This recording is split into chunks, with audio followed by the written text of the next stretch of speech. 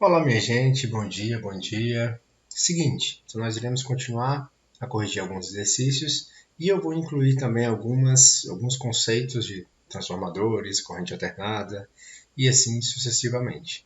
Então dá uma olhada. Então a primeira coisa que a gente tem que se ater aqui é com relação às características que é dado no exercício. Então aqui eu tenho um elétron de carga 1,6 vezes 10 a menos 19. Bom, isso aqui já não é novidade. Daí, inclusive, a, tanto a UNB quanto qualquer outro vestibular externo que você for fazer, eles já entendem que, reza a lenda, você sabe isso. Estou te dando aqui o seguinte, ó. Um elétron é lançado entre os polos de um ímã em formato de ferradura. Então, ó, eu já trouxe aqui uma imagem na tentativa de ilustrar e que fique mais claro como seria aqui a direção e o sentido dessas linhas de campo, dessas linhas de indução, tá certo? Então, lembrando que nós seguimos um padrão. As linhas de indução, elas saem do polo norte e entram no polo sul. E aqui no meio, nós conseguimos observar o quê? Um campo magnético uniforme, tá certo? Então, isso também aqui é muito importante quando nós estivermos falando sobre aplicações desse campo magnético uniforme, tá? Então, assim, boa parte de ferramentas, motores, dentre outras coisas, estão relacionadas aí com esse campo elétrico não, campo magnético uniforme. Então, beleza. É uma carga negativa. Tenho aqui o campo, que é 8 vezes 10 a menos 14. Então, é importante assinalar isso aqui. E a velocidade. Mole, mole. Quero achar o quê? Intensidade, direção e sentido do vetor indução magnética entre os polos norte e sul. Direção e sentido da força magnética que age aqui aonde? No elétron. Tá certo? Opa, só que eu anotei algo errado aqui, ó. O elétron fica sujeito a uma força magnética de 8 vezes 10 a menos 14 newton. Então isso aqui não é campo, isso aqui é força. Então nós vamos aqui anotar. Então beleza.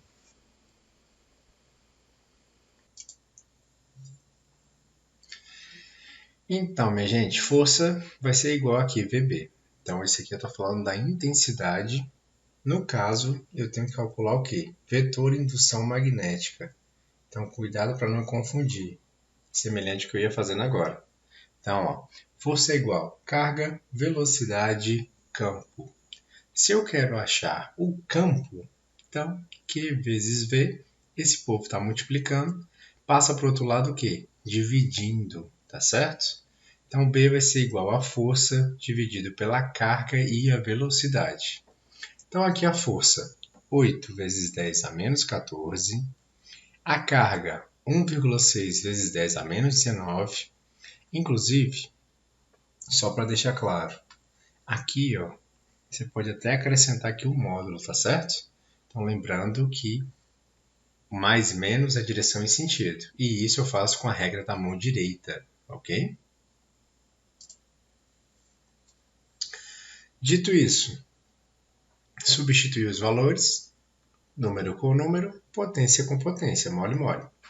Então aqui, ó, 8, você vai dividir por 1,6 e multiplicar por 2, né? Você faça antes o que está aqui no denominador, para tentar diminuir o erro. Ou você pode também modificar as casas decimais aqui dessa potência de 10. Porque aqui, ó, ficando 16, fica mais fácil de você dividir por 8, tá certo? Mas lembrando, né, obviamente é uma opção. Ou faça tudo na calculadora, também vai dar certo, tá bom? Então essa divisão aqui vai dar 2,5. Aqui vai ficar 10 a menos 14, dividido por 10 a menos 14. Só que aquela coisa, é uma divisão. Então vai ficar menos com menos vai dar mais. Então vai ficar 10 elevado a menos 14 mais 10 elevado a 14. Zero. Qualquer coisa elevada a zero vai ser igual a 1. Então está aqui, ó. 2,5 Tesla, o que é muita coisa, acredite, muita coisa de verdade. Então aqui nós temos a intensidade e a direção e o sentido do vetor indução magnética. Então o campo está aqui, ó. Então, nesse caso, vamos dar uma olhada aqui. A direção do campo ela vai ser vertical. Então, ó, você consegue observar aqui, ó, norte para o sul. Provavelmente ele quer saber nessa região aqui, ó, que nós já comentamos, onde nós temos aqui o quê? Um campo magnético uniforme, tá certo? De cima para baixo, porque é de norte a sul. E no caso, eu estou falando do campo, tá? E não dessa força aqui, não. Então, a direção e o sentido do campo. Então, tá certo. Direção vertical, sentido de cima para baixo. E a intensidade, 2,5 Tesla, ok? E no caso, veremos o que falta.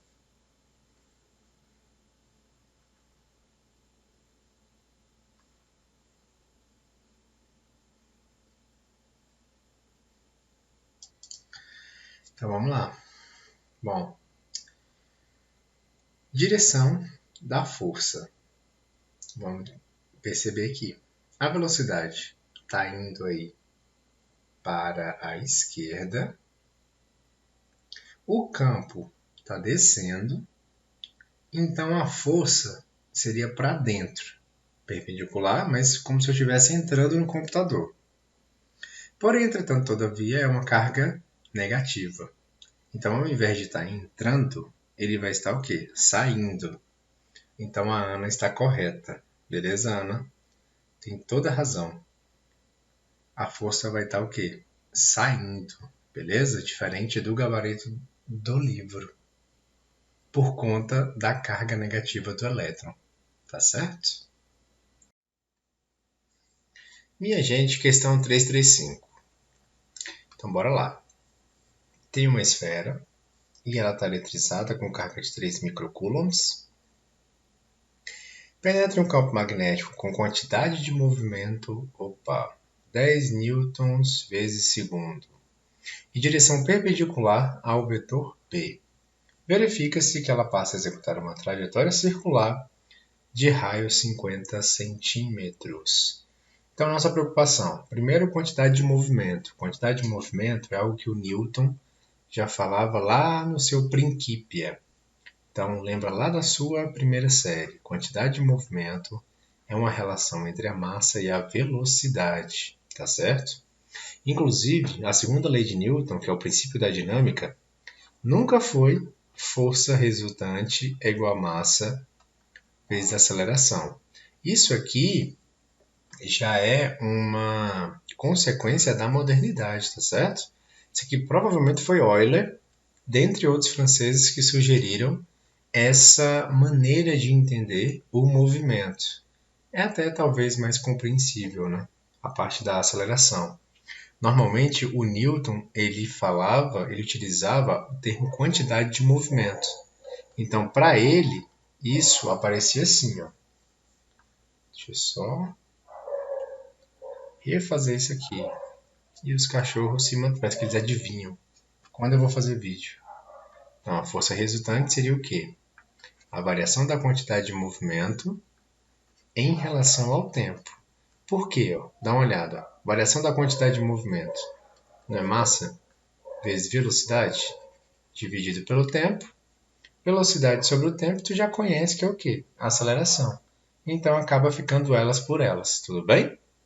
Então, mas aí entra a conservação da quantidade de movimento, entra o termo energia, que veio surgir logo depois, na tentativa de fazer uma análise mais apurada e mais simples, na verdade, do que uma análise por forças, tá certo?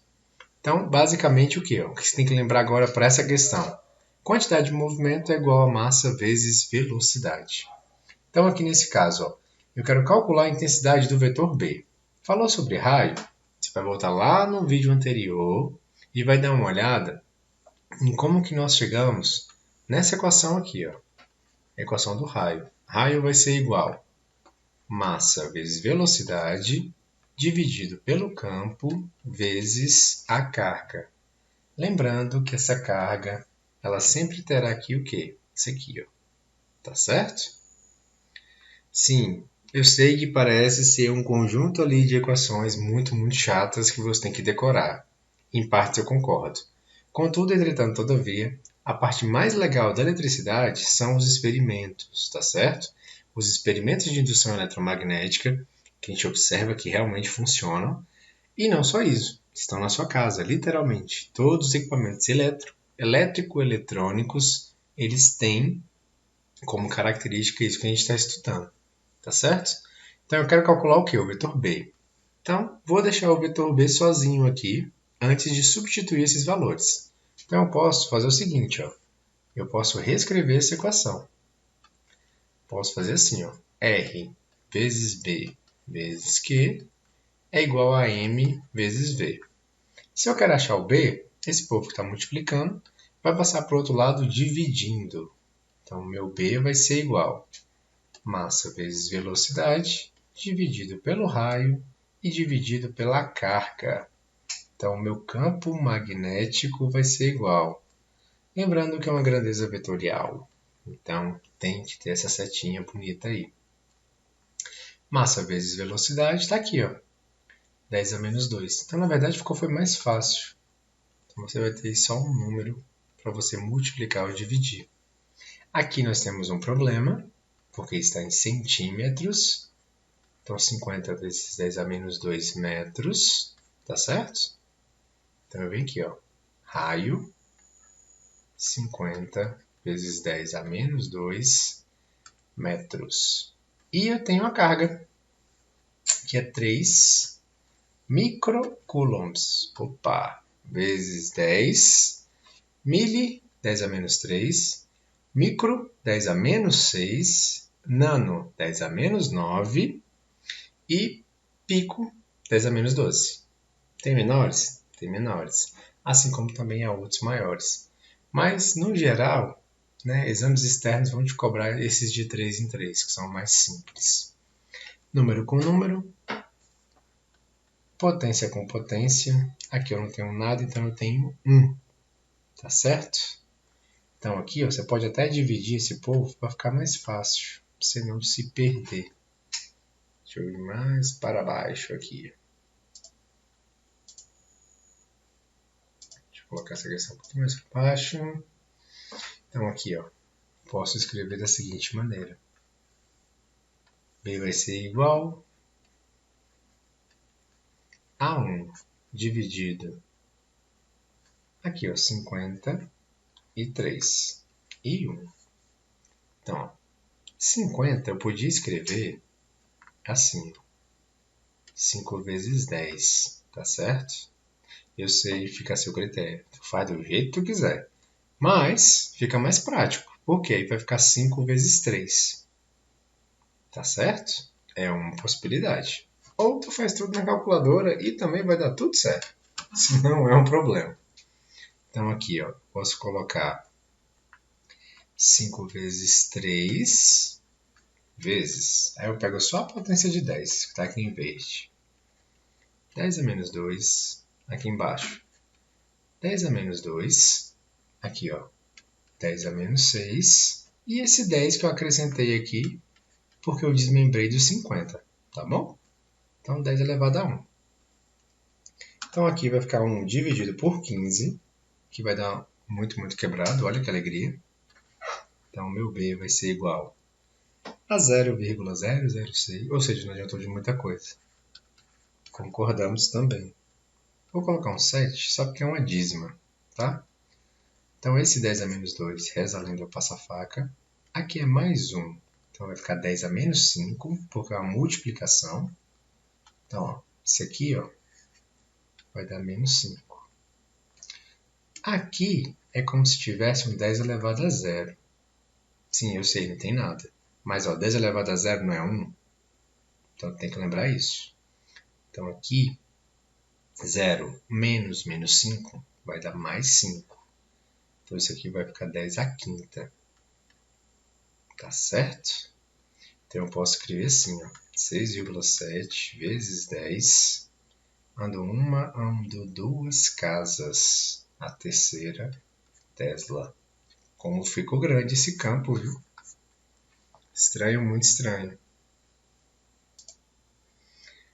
Se você quiser, você pode escrever quilo, Tesla, estranho, mas pode. E geralmente isso não é comum, tá? É um campo muito, muito grande. Mas segundo o livro tá certo, então. Se bem que o livro também não é muito confiável, né? Oremos. Então, 6,7 quilotesla. Também faz sentido, tá, minha gente? Então, é isso. Questões de raio. Apareceu o raio. Você tem que lembrar do movimento circular dessa partícula. Vai aparecer também o tal do período, que nós também já construímos essa equação nas aulas anteriores. Então, tu fica ligado com relação à equação do período, que também é possível que utilize. E vai aparecer um termo também que a gente utiliza muito na física, que é o termo carga-massa. Ou seja, tipo o elétron. O elétron não tem muito tempo que nós conseguimos mensurar aí essa relação carga-massa, ou literalmente descobrir que ele existe. Então, assim, por ser difícil de ser notado, de ser identificado, detectado, tá? Então, muitas vezes a gente consegue essa relação carga-massa, mas não consegue as grandezas separadas.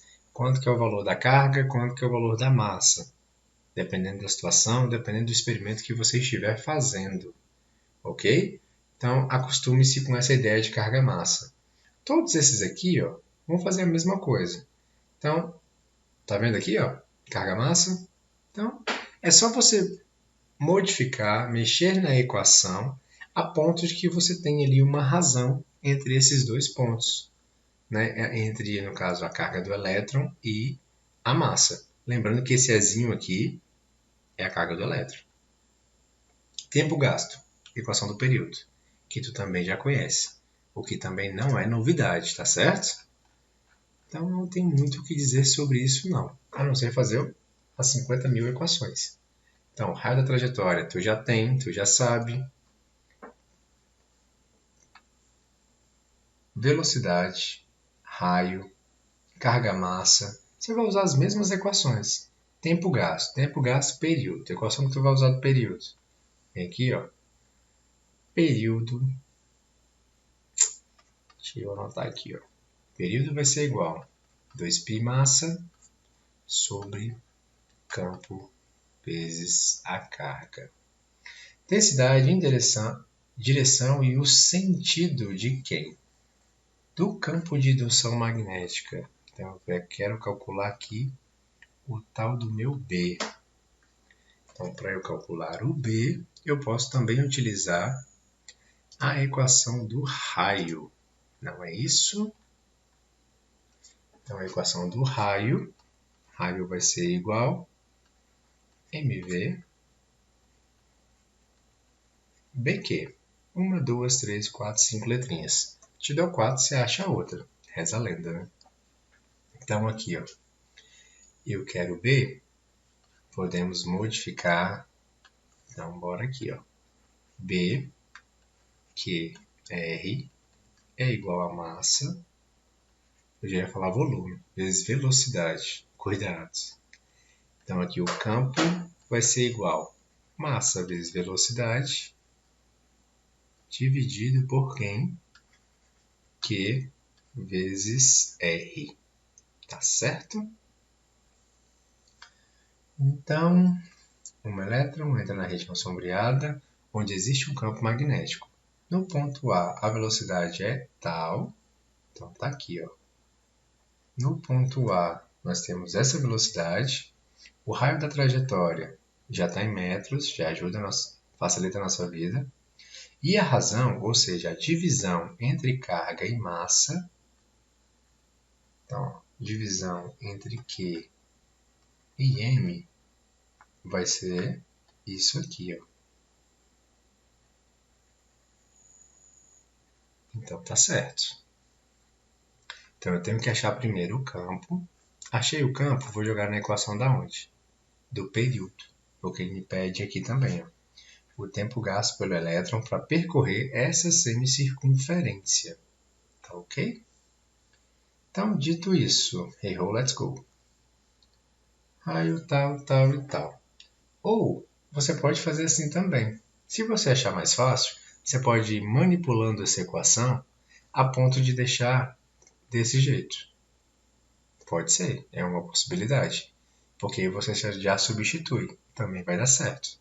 Tá? Então, por exemplo, ó, como é que eu posso fazer para deixar aqui Q sobre M? Trago M para cá e o restante para trás. Vamos fazer aqui. Só para ver se fica mais fácil para você entender. Então aqui, ó, o meu intuito é deixar E sobre M, ou Q sobre M, que é a carga. Então eu posso fazer assim, ó. Vou deixar de azul? Não. Q, não é isso? Ó, B, raio, vai ser igual M vezes V. Só modifiquei as cores para você observar o que eu vou fazer aqui agora. Ó. Esse M está multiplicando, vou passar para o outro lado, dividindo. Então, voltando aqui com rosa. Toda hora. Então, aqui vai ficar Q sobre M, vai ser igual. Dá uma olhada, ó. V sobre B vezes o raio. Pronto. O raio nós temos? Temos. 1 vezes 10 a menos 2. A velocidade eu tenho? Tenho. Está aqui, ó. 3,52. E aqui, essa razão está aqui, ó. De boa na lagoa? Então, tá aí outra forma de você fazer. Então, você vai achar, só tem uma variável, então possibilidades aqui não faltam. Tudo bem? Então, aqui nós podemos substituir esses valores. Opa, tá doido. Bora lá. Então, aqui ó, fica 1,76. Eu sei que vocês adoram substituir número. Vezes 10 elevado a 11. Lembrando que essa razão vai ser igual à velocidade 3,52 vezes 10 a 7, dividido o campo, não sei, quero saber, o raio, 1 vezes 10 a menos 2. Juro para vocês que eu não fico mexendo nessas potências não, só no final. Senão você vai perder tempo à toa, literalmente. Então aqui ó, a gente pode dividir esse povo com esse povo e deixar o B aqui embaixo. Até para jogar o B para o outro lado depois. Então aqui eu vou só repetir. Então aqui vai ficar 1,76 vezes 10 a 11. Quer multiplicar por isso aqui? Pode também. B, 1 vezes 10 a menos 2, que é igual a 3,52 vezes 10 a sétima. B vai ser igual a 3,52 vezes 10 a 7, dividido por esse povo todo aqui. 1,76.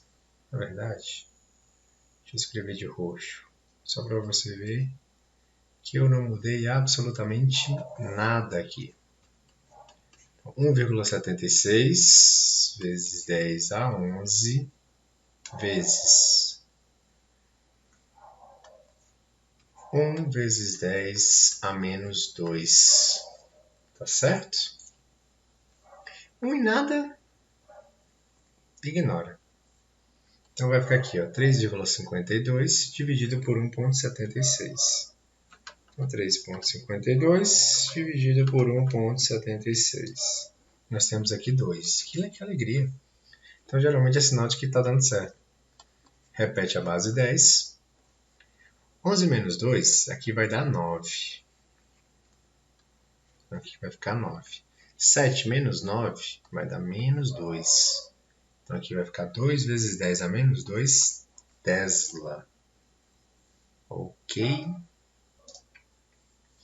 Bom, aqui nós já temos o campo. Então basicamente é só você substituir aqui também. Ah, professor, mas tem a questão da carga-massa. Mesma coisa, meus senhores. Só substituir aqui. Ou você pode chamar... Tem N maneiras de fazer isso, na verdade, né? São várias ferramentas matemáticas para você substituir isso aqui. Mas faça da mesma maneira que eu te sugeri aqui, que é a maneira de você não errar. Vai dar mais trabalho? Talvez sim, você vai gastar mais algumas linhas. Só que você também não vai errar, beleza? Então, ó, tempo gasto. Lembra lá a equação. Tempo, 2π massa. O campo achei. Π, enfim, vai substituir por 3,14. O 2 tu vai cortar com esse 2 em algum momento. E aqui, carga-massa, carga-massa. Então, não tem o que errar. Tudo bem? Dúvidas, traumas, dramas. Então, é isso, minha gente. Que aí você vai achar o valor que está lá no livro, tá bom? Bom, minha gente, eu ainda queria falar um pouquinho com vocês com relação a transformadores. Por quê? Com relação às aplicações. Nós já conversamos bastante com relação à corrente alternada, corrente contínua e como o transformador tem um papel fundamental para que os seus dispositivos eletrônicos funcionem, tá certo? Então, alguns termos que são importantes. Primeiro, enrolamento. Se bem que é fácil, o próprio nome já fala. O que é o enrolamento? São as espilhas que você tem aqui, ó, em cada lado. Então, observe que normalmente você vai ter uma proporção. Aqui eu vou ter um número dobrado de espilhas que eu tenho desse lado, ou um número triplicado, e assim sucessivamente. Então, é isso, tá certo?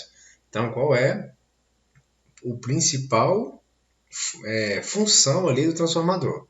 Aumentar a tensão ou reduzir a tensão. Quem é o primário? Quem é o secundário? Ou seja, a tensão está entrando aqui ou ela está entrando aqui? Se a tensão entra aqui, então esse é o primário. Que nós teremos aqui a indução, a variação do fluxo magnético, algo que nós também já comentamos. Lembra ali daquelas simulações onde eu tinha um ímã e eu colocava esse ímã dentro de uma espira, de um conjunto de espiras, na verdade. E que ao variar, ao movimentar esse ímã, você tinha ali uma criação, uma produção, mais bonito, uma produção de corrente, que é a tal da corrente fantasma. Tudo bem? Isso é o que nós conhecemos como teoria de Lenz, Lenz-Faraday, na verdade. É engraçado você colocar um nome só de um, porque geralmente esses fenômenos eles são muito complexos e uma análise muito mais abrangente. Então não foi só uma pessoa que fez, né? Foi todo um grupo de pessoas e cada um deles teve ali a sua contribuição. Então é isso. Então bora lá. Então digamos que esse seja o primário. Então aqui vai entrar uma tensão e eu vou transformar em outra, beleza? Então como que eu faço para transformar em outra? Então nós temos uma relação.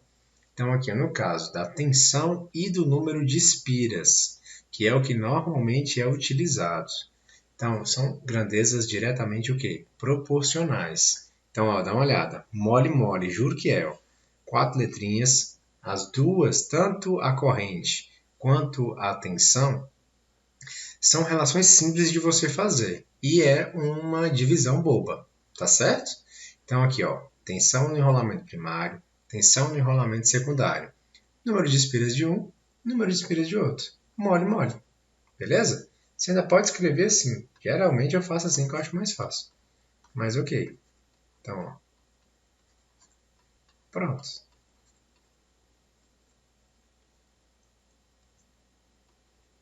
Tensão 1, tensão 2. Número de espiras de um, número de espiras do outro. Você pode colocar 1 e 2, ou P e S, o que você achar mais fácil. Tá certo?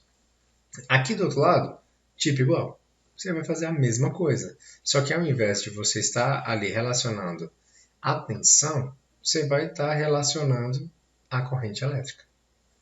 Então, assim, aqui não tem muito segredo. E felizmente, nos vestibulares, geralmente eles pedem isso, tá bom? Então, assim, ou vão falar alguma coisa sobre o quê? Força eletromotriz. Geração de força eletromotriz ou força contra força eletromotriz. Então, basicamente, está relacionado aí aos dispositivos que nós utilizamos, por exemplo, uma furadeira. Então, ali você vai estar utilizando ali um receptor elétrico. Então, fala aí, receptor elétrico, dispositivo que tu usa. Literalmente. Não tem muito o que dizer. Tá? Então, vai utilizar ali a carga que está sendo fornecida ou por esse transformador ou por outro tipo de fonte. Tá certo? Lembrando, transformador. Corrente alternada, corrente contínua, principalmente. Faz esse trabalho sozinho? Não. Nós temos aqui diodos, capacitores e outros dispositivos eletroeletrônicos a ponte de diodos, na verdade. Você precisa se preocupar com isso? Não muito. Tá? O principal aqui no caso seria o transformador e os capacitores. A gente vai falar sobre capacitores ainda na próxima aula. Nessa aqui não vai dar tempo. Então, existem vários tipos de transformadores. Transformador de corrente, transformador de potencial, de distribuição, de força. Vai depender do quê? Do que eu quero fazer. Isso vai cair na sua prova ou algo semelhante? Não.